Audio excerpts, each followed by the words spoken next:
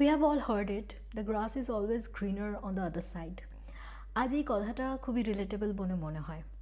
তোমরা অনেকেই ভাবো বিদেশে থাকো, লাইফ তোমার সেট, সব কিছুই ভালো অ্যান্ড পজিটিভ, যেটা কি না পুরোপুরি সত্যি নয়।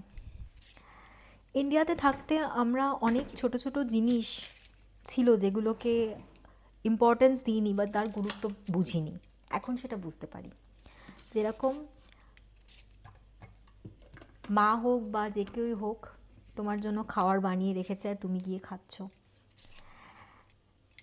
আর সেটার কন্ট্রাস্টে এখন দেখো আফটার অফিস এসে আমাকে খাবার বানাতে হচ্ছে। Everything you have to handle on your own, চণ্ডীপাঠ থেকে জুতো সেলাই সব কিছু করতে হবে। আর এগুলোর সব কিছুর সাথেও তোমাকে আবার ম্যানেজ করতে হবে তোমার professional life also, which is again another struggle. তার সাথে ভিসা প্রসেস, ভিসা কবে শেষ হচ্ছে, everything you have to manage on your own, tax. সে কারণে আমার যেটা মনে হলো যে সোশ্যাল মিডিয়া হোক, ইউটিউব বা ইনস্টাগ্রাম যাই হোক, সেখানে সবাই পজিটিভ আর শাইনি সাইডটা তো দেখাই বাইরে থাকার, বাট অ্যাকচুয়াল রিয়ালিটি কী সেটা অনেকেই কম বলে।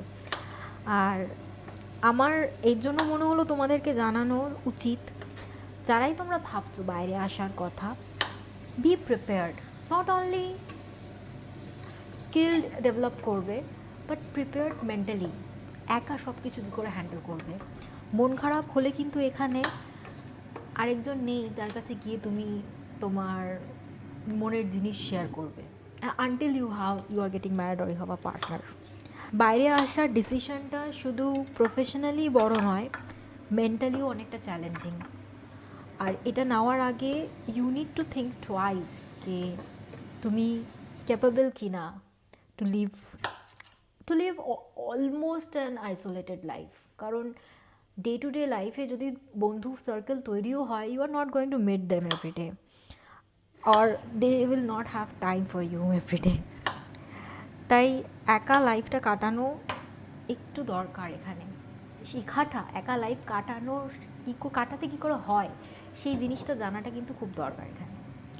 আই হোপ এই ভিডিওটা একটু রিয়ালিটি চেক দিল তোমাদের, যেটা নিয়ে তোমরা বুঝতে পারবে যে বাইরের life is not always glittery or shiny.